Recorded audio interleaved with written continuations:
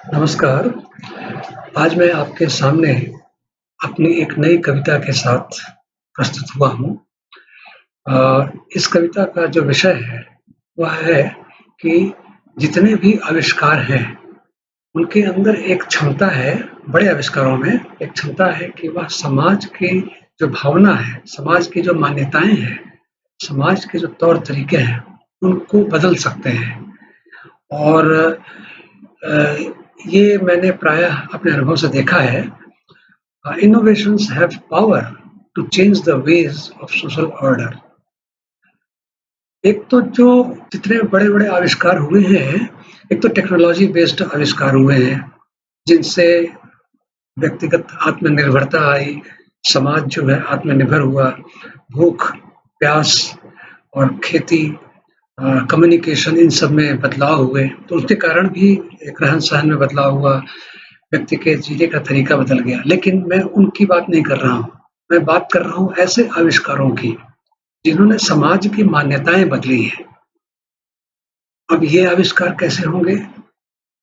ये ज़रूर जिन्होंने किया होगा, वह आइंस्टीन या न्यूटन की तरह या रामानुजम की तरह या प्रोफ़ेसर सीवी रमन की तरह वैज्ञानिक की जो परिभाषा है, उस हिसाब से नहीं होंगे वह महापुरुष, लेकिन वह और भी बड़े महापुरुष होंगे, जिन्हें हम आज भगवान कहते हैं। उनके द्वारा चलाए गए जो पंथ हैं, कई पंथ ऐसे हैं जो उनके आविष्कारों के परिणाम हैं। आज जो भी आप पंथ देखते हैं, उसमें से प्रायः पंथ उन आविष्कारों के परिणाम हैं। उन महापुरुषों ने अपने समय में कोई बाधा ऐसी महसूस की होगी अपने जीवन यात्रा के दौरान, और उन बाधाओं को पार करने के लिए उस समय की जो मान्यताएँ थीं, उनको तोड़ करके एक नई मान्यता को जन्म दिया होगा, जिसे हम आविष्कार कहते हैं। आविष्कार और कुछ नहीं होता, जो कंकरेंट जो बाधा है, उस बाधा को तोड़ करके एक नए रास्ते को जन्म देने को आविष्कार कहते हैं, बस। तो किया था उन लोगों ने। तो बदलाव की इतनी ताकत आविष्कार में होती है, पर दिक्कत ये है कि बदलाव की भी उम्र होती है। कुछ 100 साल के बाद, कुछ हज़ार सालों के बाद नए बदलाव की आवश्यकता होती है। पुराने बदलाव अ, स्टेल हो जाते हैं, उनमें जड़ता आ जाती है। बदलाव भी एक व्यापार की तरह से है, अगर हम स्टार्टअप के कॉन्सेप्ट को देखें। और स्टार्टअप के कॉन्सेप्ट को क्या, इवन गीता में जब जो पहले श्लोक में है कि अर्जुन जब भगवान श्री कृष्ण से कहते हैं कि आप मुझे कुरुक्षेत्र के मैदान में उस स्थान पर ले चलिए जहां इस युद्ध रूपी व्यापार में सम्मिलित होने के लिए इच्छुक व्यक्ति खड़े हैं। युद्ध रूपी व्यापार, उन्होंने व्यापार को युद्ध का एक रूप दिया था। तो मैं ये मानता हूँ कि हमारा हर ट्रांजैक्शन एक व्यापार है।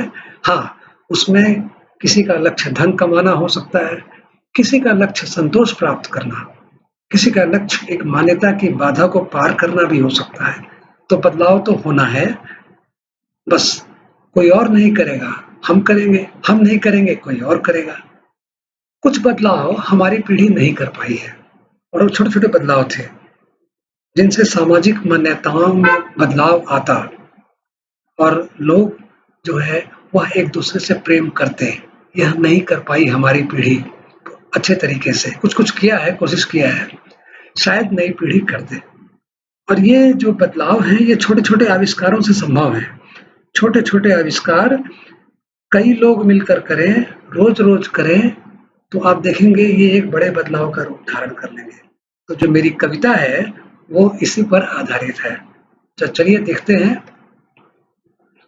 कुछ करना है यदि मुश्किल, चुनौती है अपार, पर मौका भी खूब है करने को आविष्कार।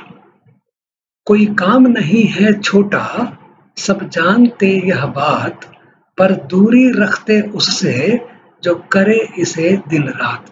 ये हमारे समाज की बहुत बड़ी विडंबना है कि कुछ काम को हम लोग छोटा समझते हैं, और छोटा समझते हैं जबकि हम ये जानते हैं कि वो काम करने वाला अगर ना करे, तो हमारा जीवन जो है वह कठिन हो जाए, फिर भी उसे छोटा समझते हैं।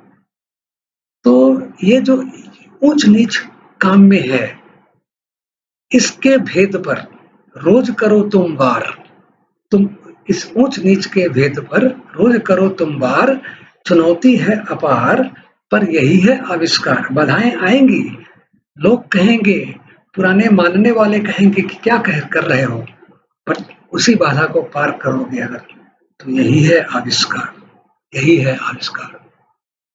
वर्ण जाति और पंथ अलग हैं, पर धर्म है केवल एक। हम लोग आजकल वर्ण जाति और पंथ में फंसे रहते हैं, पर इन सब से ऊपर एक धर्म है, देश की रक्षा धर्म है, भले ही हम वो अनेक।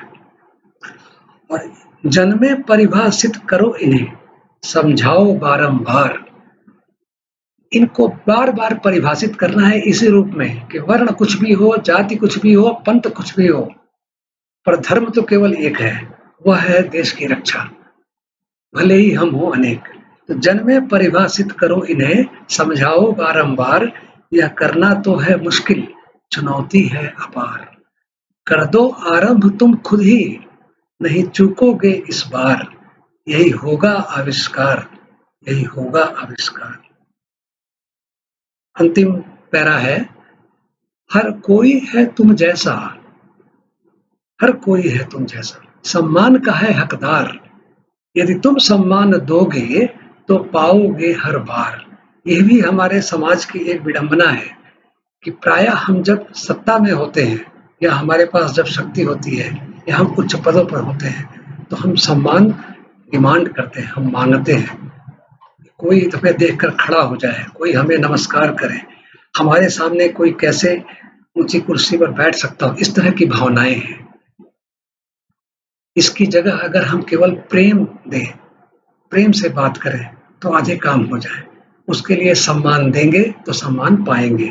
तो हर कोई है तुम जैसा, सम्मान का है हकदार, यदि तुम सम्मान दोगे तो पाओगे हर बार।